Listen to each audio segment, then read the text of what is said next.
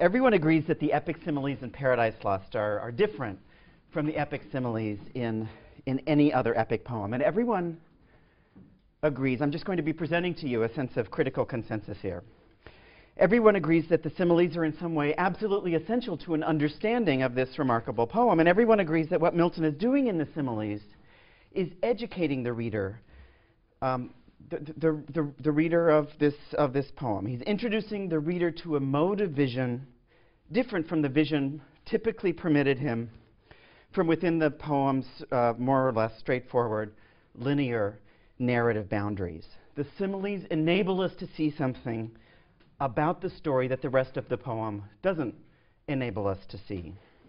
Everyone, I think that's fair to say that everyone agrees on that. And that's not nothing. But that's pretty much where the agreement ends. Milton's similes are notoriously difficult, as you no doubt have already experienced. And the poem seems unusually self-conscious about the role that its similes play.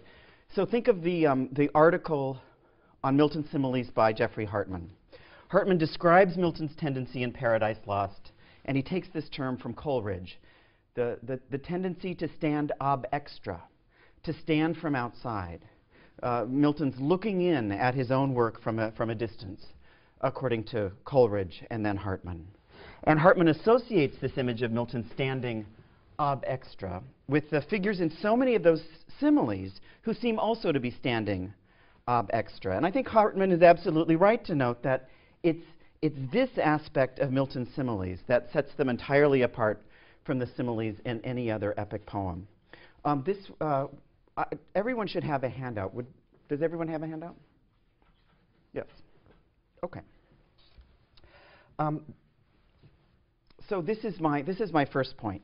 There's always, and I think this is nearly invariable, there's an element in Milton's similes that stands outside the framework of the basic comparison. And in Book 1 alone, there are 4 primary instances of this, what we can think of as this primary simile dynamic.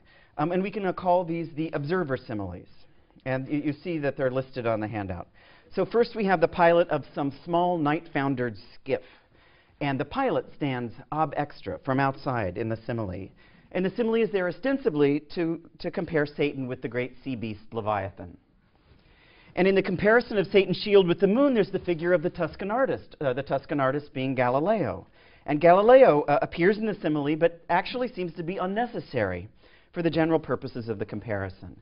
And then we have the simile of the fallen leaves, which compares the fallen angels to fallen leaves. And in that simile, we have the image of the Israelites. Milton calls them the sojourners of Goshen. And they're standing outside the general parameters of the comparison. And so in each of these cases, the figure who stands ab extra from outside is an observer, an observer looking in and interpreting the action before him. An observer in a position, presumably, to make some kind of moral judgment on the action taking place. Okay, first of all, let's look at the simile that compares Satan's shield to the moon. This is Book 1, line 283. This should be in the Hughes, page 218. Okay.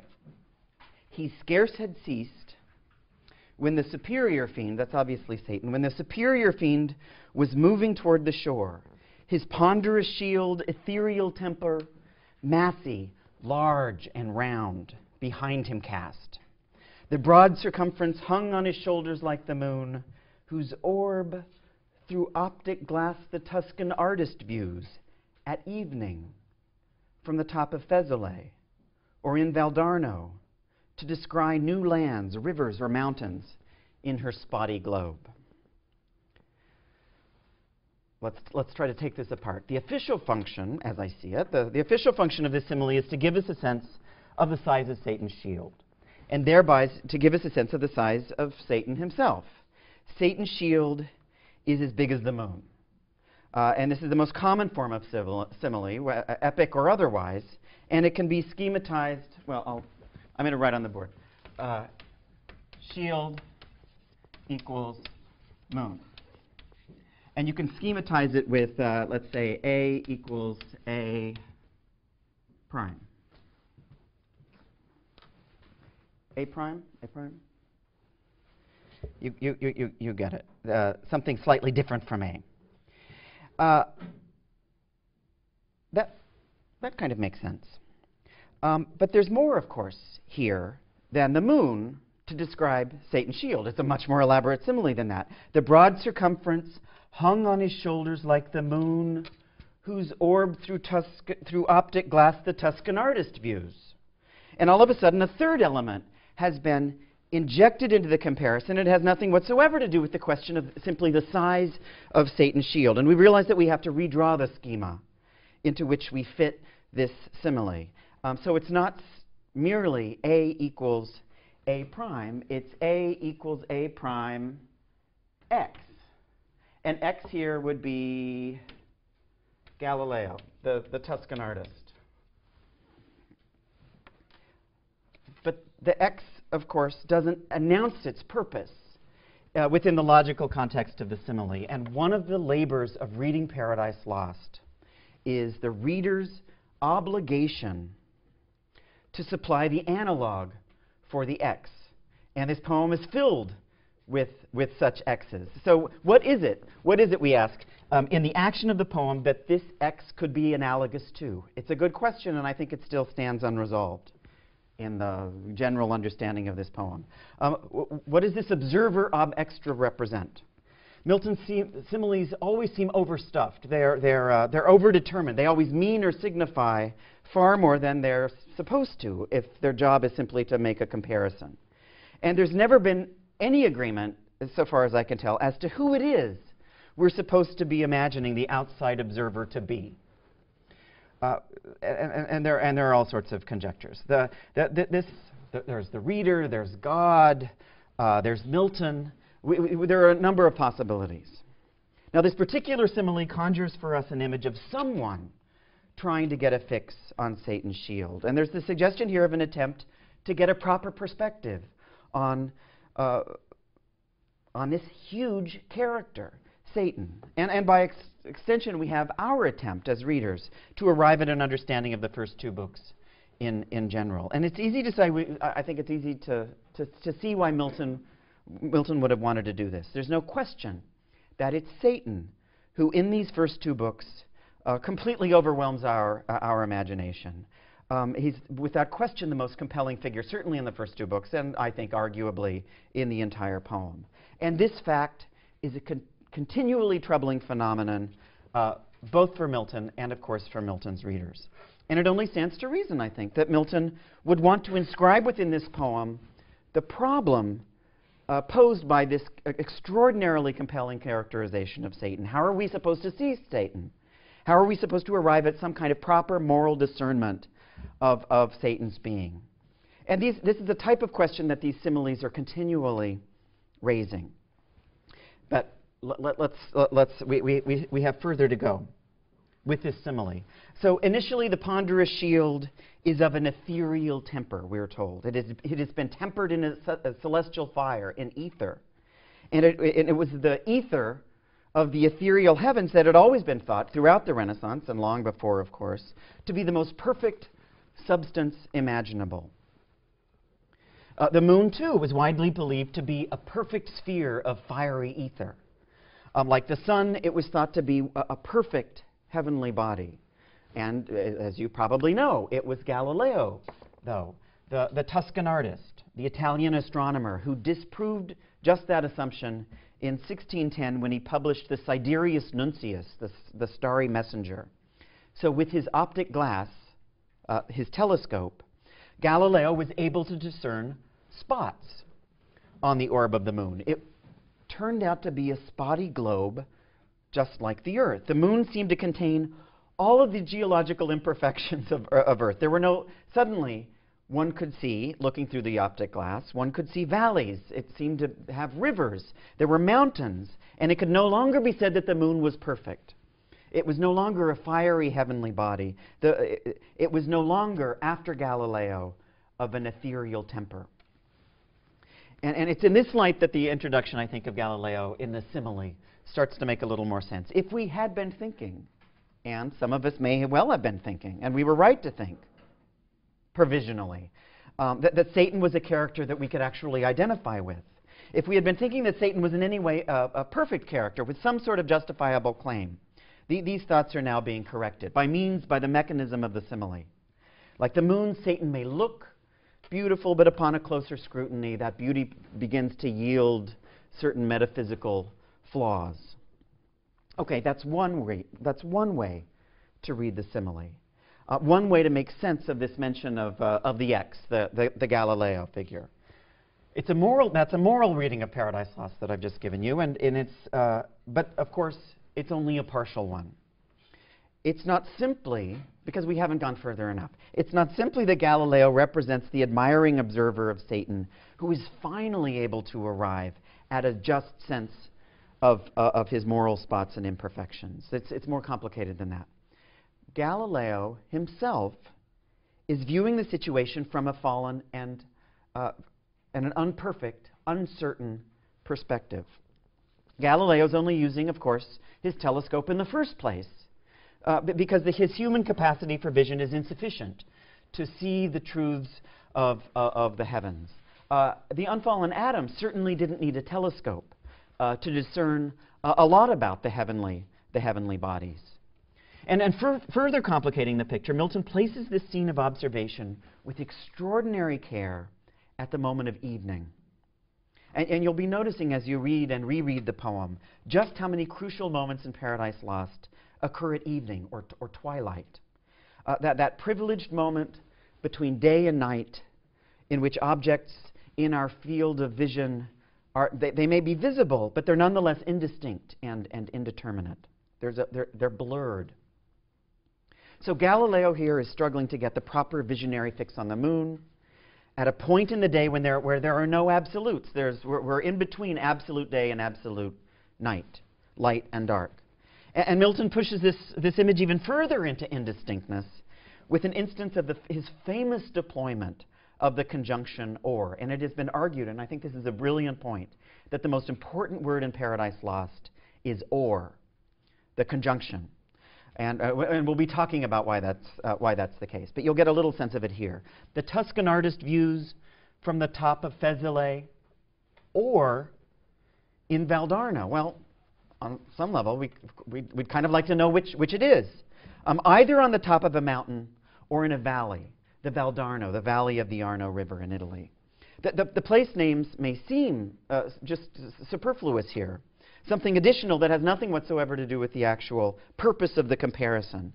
But Milton's uncertainty, or the narrator's uncertainty as to whether Galileo has stationed his telescope at the top of a mountain or deep in a valley, raises an important question about the status, literally the status of the observer here. It's not just that Satan or the moon or whatever it is that we're looking at seems indeterminate until we get a proper look at it. It's so much more complicated than that. We don't even know where it is we're supposed to be looking from. And the choice between Fezole and Valdarno that Milton gives the reader is crucial here. The fact of the proliferation of possible perspectives is just as important, and I would think it's actually even more important, as any single seemingly proper perspective.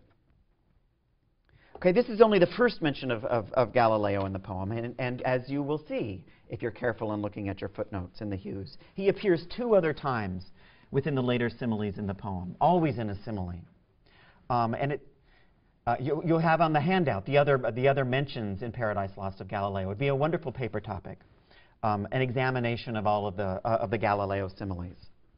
And so I think it stands to reason to assume that this figure of Galileo is of some importance to Milton and the workings of the poem. Galileo is the only contemporary personage, the only 17th century figure even so much as mentioned in Paradise Lost. The rest of contemporary history, including all of the stormy events leading up to Milton's own beloved Puritan Revolution, in which Milton himself, of course, had participated, all of that has been, at least at the literal level, at the explicit level, has been expunged from the poem. Galileo's important. Milton had written in Areopagitica that he had actually met Galileo on his journey when Milton was a young man and Galileo was a very old man through the continent. And when Milton met him, Galileo would have been old and blind, not unimportant to the later Milton, and Galileo was under house arrest at his home in Fiesole. He'd been imprisoned for his intellectual daring in affirming the Copernican view that the Earth orbited around the sun. He had rebelled against the supreme authority of the Roman Catholic Church, and in this respect, he provides the poem with something like an earthly version of the arch-rebel Satan, of course. Satan who rebels against the supreme authority of the Heavenly Father. Well, that makes sense, kind of, but Milton had clearly admired the astronomer. And in calling him here the Tuscan artist, in some respects we can see him forging an identification between himself as a literary artist and Galileo as a scientific artist. The rebellious artist Milton and the rebellious astronomer Galileo are continually threatening to lapse into some sort of identity with Satan himself. And suddenly the distinctions that the simile works so hard to establish are beginning to erode.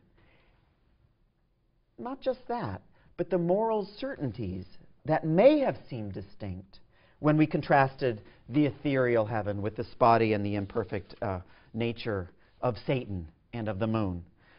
Those too begin to seem fairly hazy. The simile sets out to establish the moral polarities between good and evil, but it then works almost systematically to undo that understanding. The perspective is an evening perspective rather than a perspective of total illumination.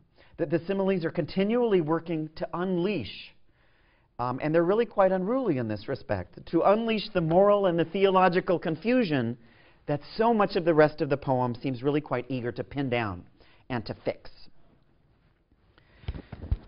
That was the Galileo simile. Let's look at the comparison of Satan's spear to the... That's how big Satan's shield was. Well, how big is Satan's spear? Milton compares it to the mast of a ship. And this is line 292 in Book 1, the bottom of page 218 in the Hughes.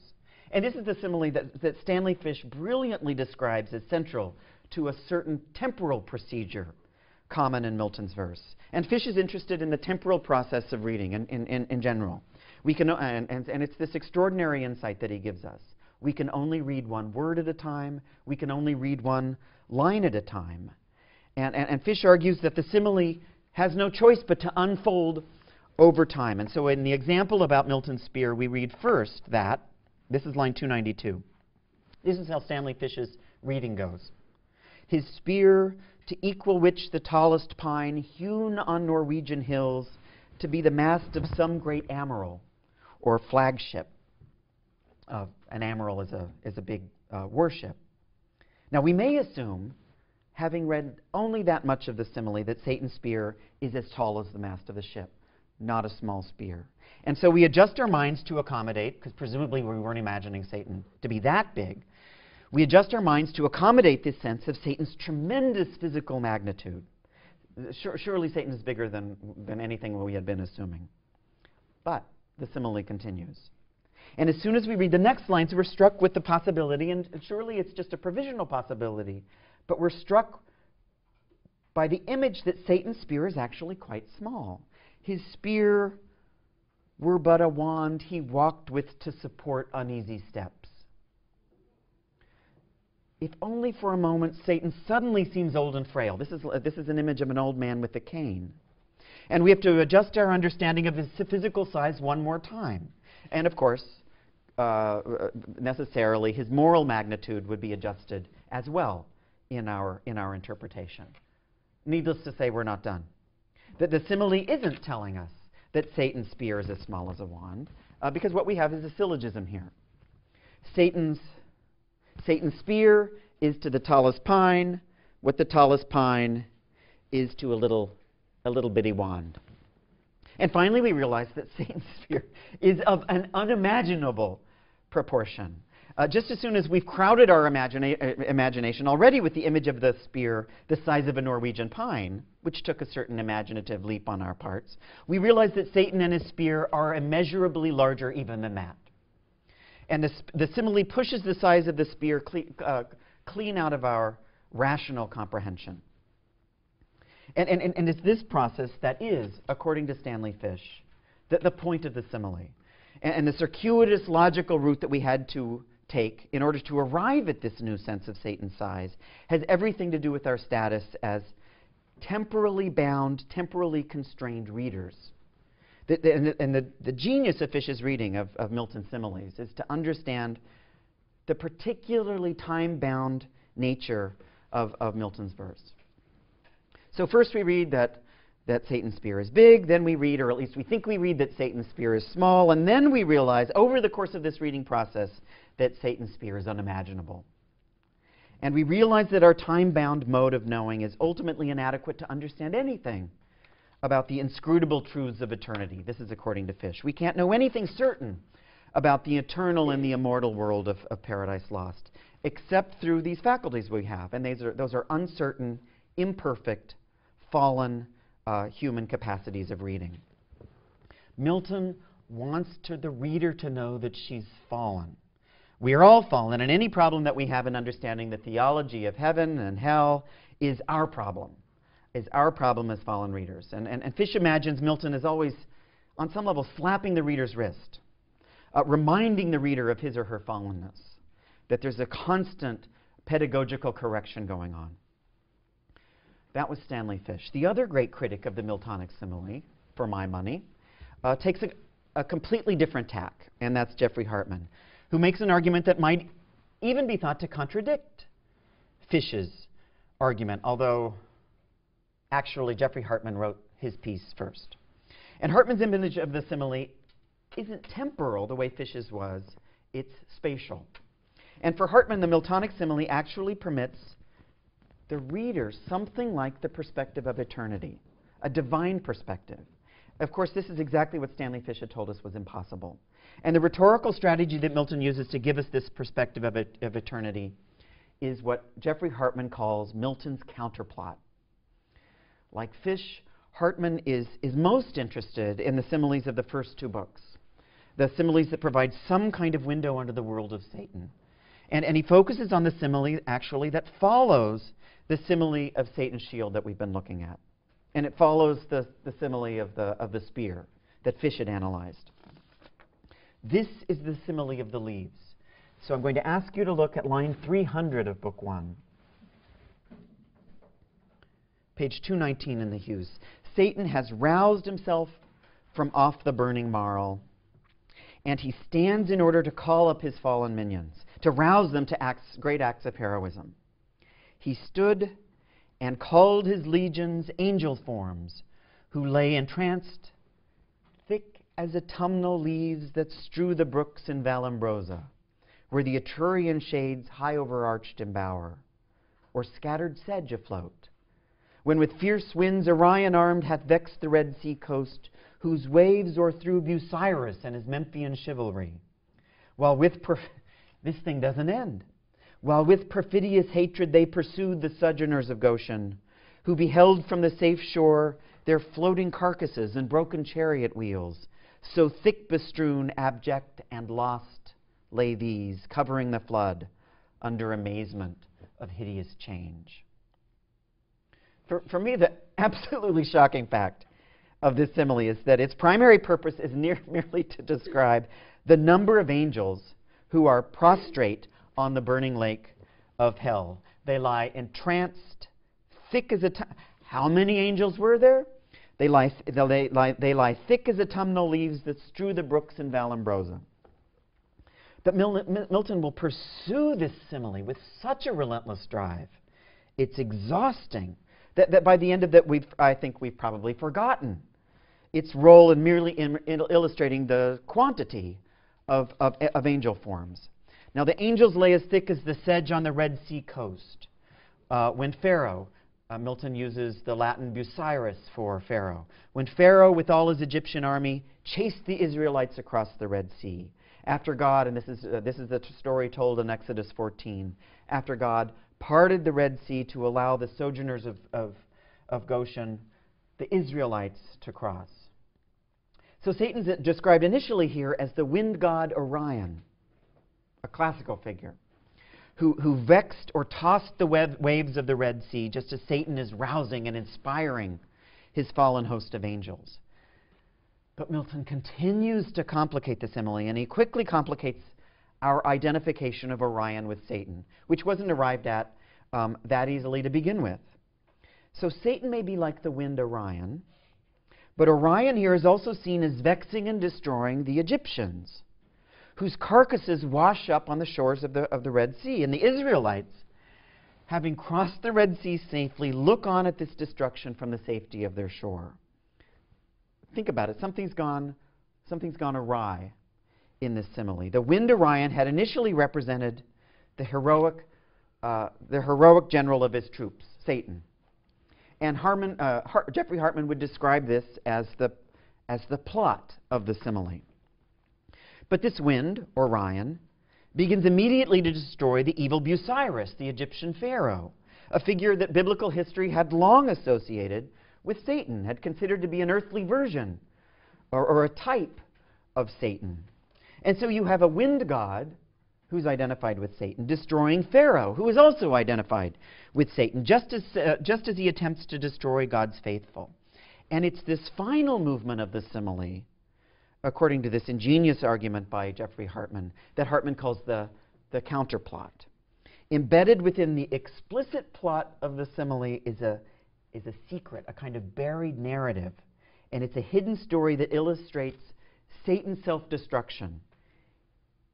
It illustrates Satan's self-destruction even as the main narrative of the simile portrays Satan's heroism. And the plot around the simile is glorifying the heroic Satan here. And Hartman ingeniously locates throughout a number of Milton's similes this same dynamic of a redemptive counterplot. It's as if there's a subterranean figurative movement at work in the simile that's continually reminding us, according to Hartman, of the calm efforts of divine providence on behalf of us, of good Christian men and women. Some ultimate divine control over the evil actions of Satan.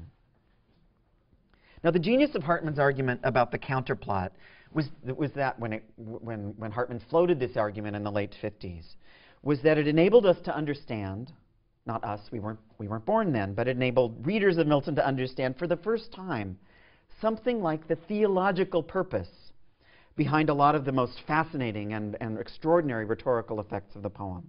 And Hartman made sense of the seemingly chaotic and confused movement of the narrator's imagination here. And this counterplot continues to reinforce, according to Hartman, our faith in the two most important elements of the poem's theology, and that's man's free will, Milton's doctrine of free will on the one hand, and Milton's insistence on the importance of divine providence on the other hand, God's foreknowledge. Through the dynamics of the counterplot, the similes reassure us of what Hartman calls the graceful coexistence of free will and divine providence. Let's move on. Neither of these critics, neither Fish nor Hartman, discusses one of the most celebrated aspects of this last simile that we've looked at. And I have a little hunch that there's a reason for their neglect. This is the initial part of the simile that describes the leaves. Excuse me. Thick as autumnal leaves that strow the brooks in Vallombrosa, where the Etrurian shades, high overarched, embower. At least since the 18th century, these lines have been singled out for their beauty. And considering that Milton is describing the hideous demons under Satan's control, the pastoral elegance of this little simile really catches us off guard. And there's naturally a lot of pressure on Milton to make this part of the simile beautiful and striking, because he's echoing not just one epic poet, but essentially he's echoing just about every epic poet. Homer and Virgil, and well after them, Dante, and innumerable others have all applied the simile of the leaves, or some version of it, to describe the numberlessness of the dead. This is on your handout. In the Iliad, as you can see, the warrior Glaucus uses the simile of the leaves to dismiss the importance of genealogy. Why does it matter what family I'm from?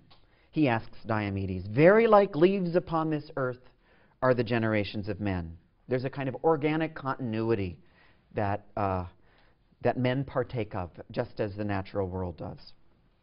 Virgil alludes to just this passage in Homer when he describes the entrance of a whole crowd of people into the underworld as the falling of leaves in the early frost of autumn. This is where Milton gets the autumnal.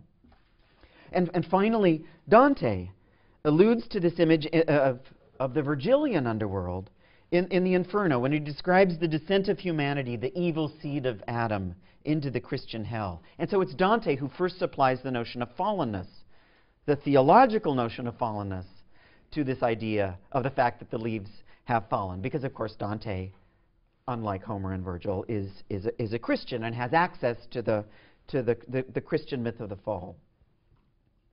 And so it would seem to be Dante's use of the image that has a primary influence here on Milton. But as we might expect, there's a complication in the way that Milton uses this particular image.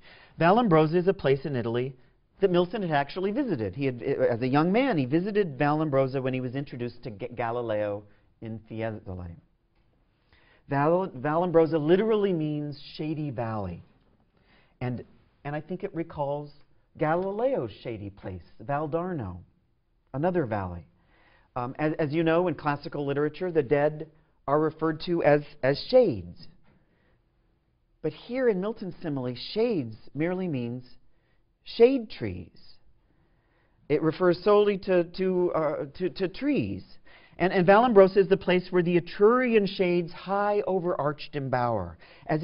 And if these trees are still supplying shade, embowering the entire valley of Vallombrosa, the leaves haven't all fallen, of course.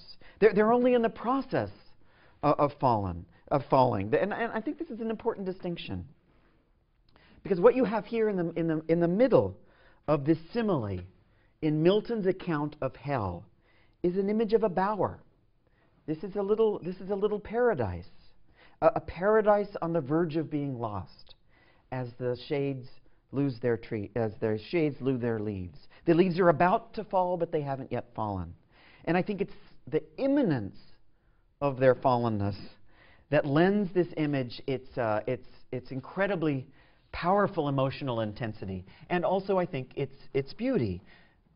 Now the simile concludes with a strong sense of the hideous change and you will recognize this pattern again and again in Milton, the hideous change undergone by the fallen angels. But what we have here is an image of the beauty of that change, the beauty of the fact that the leaves are falling. Both Hartman and Fish argued that the rhetorical strategies of Milton's similes work to reinforce the theological categories of good and evil. They argued that the similes are supposed to reassure us that there is a divine good that ultimately overwhelms the evil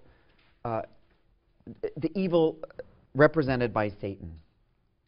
But neither of these critics was able to discuss directly Milton's aestheticization of the fall in the lines on Vallombrosa. And that's because it's here where the rigid polarities between light and dark and good and evil, all of these absolute oppositions begin to collapse.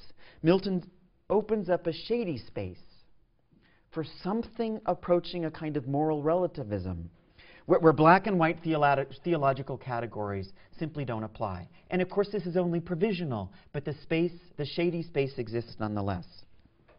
He returns us to the lowly perspective that Galileo had when he set up his telescope in that other valley, Valdarno. And it's this lowly vantage point that's beautiful in part because it's a fallen perspective, not in spite of the fact that it's a fallen perspective. Now, I think now we can see why these lines about the autumnal leaves are so difficult for us to incorporate into a moral reading or a theological reading of the poem. They're invariably cited as among the most beautiful and exquisite lines in Paradise Lost. But on some level, they've proven the bane of scholars because they can't be squared with any of the poem's theological message. And this is the remarkable thing about so many of Milton's similes.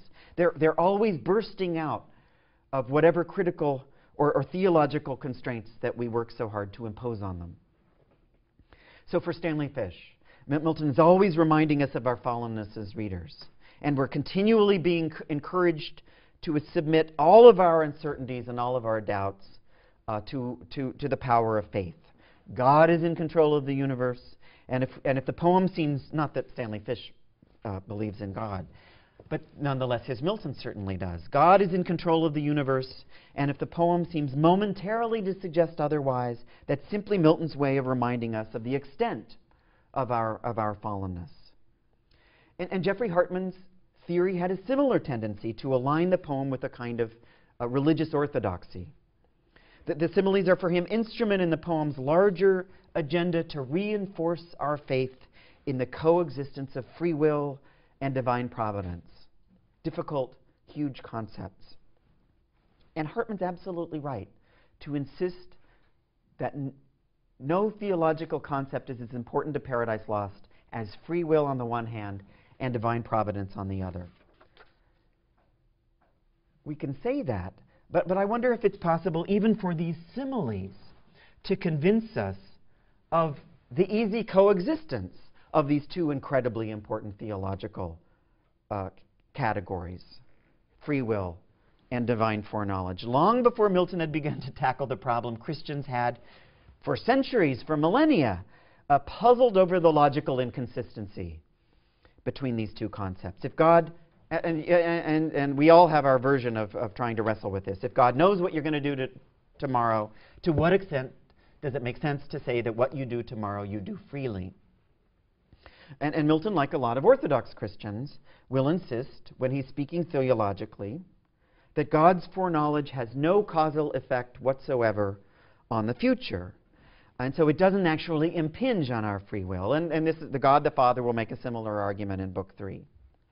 The conclusion reached in Book 3 is that God has foreknowledge, but he isn't interested in actual predetermination or some type of divine action that literally compels the behavior of human creatures. And so it's possible, presumably, to say that Adam and Eve actually had no choice. They had no choice when they decided to eat the fruit. And even though God knew that, of course, no, even though, I said exactly the wrong thing. This is how confusing the wandering maze is lost that the problem of free will and foreknowledge puts us in.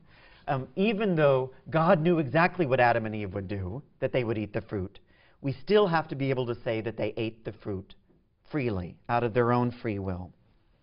Now, scholars are ingenious in their ability to skirt absolutely the central conundrum of providence that this poem raises, and which it raises so insistently, and it really refuses to let go of it. But that doesn't mean that the problem just goes away. And I can't help but feel that within the context of the actual story of the fall of Adam and Eve, that the idea of divine providence isn't actually all that comforting. The very idea of divine providence, when it's injected into the story of Adam and Eve's perfectly disastrous choice to eat the apple, seems to arouse in a lot of us feelings of injustice. What would we call this now? This is entrapment. Why did God place the stupid fruit in the garden in the first place if he knew in advance that Adam and Eve were going to eat the thing? And the very idea of providence in this context can, in fact, assume a kind of menacing force that seems to compel men and women to their evil actions, regardless of their technical possession of this capacity that we feel very comfortable calling free will. So Hartman and Fish have forwarded two perfectly ingenious theories of Milton's similes, and they've had a tremendous impact, rightly, on generations now of readers of Milton. They've taught us how to appreciate what's strangest and most remarkable about Paradise Lost, but I simply cannot agree with their suggestion that Milton's similes work in any meaningful way to strengthen our belief in the Christian idea of the coexistence of free will and God's foreknowledge. I'm not convinced that the poem's radical and most subversive and most exquisite rhetorical effects, these amazing similes, present us with anything like a simple and unambiguous religious message. Paradise Lost as a whole clearly wants us to believe that God has foreknowledge. And it also clearly wants us to believe that we have free will. But the similes seem just as often to open up and to question the poem's doctrinal conclusions. But the similes work not to sew everything up, but make it impossible for us to maintain anything like the official position on a moral distinction between heavenly good and satanic evil. And Milton's interest in moments of blurriness and of a visual indistinctness suggests that the distinction between good and evil is actually never that clear. Okay, we have time for another simile. The last simile of Book 1. This is page 231 in the Hughes. This is the simile of the belated peasant that Hartman describes.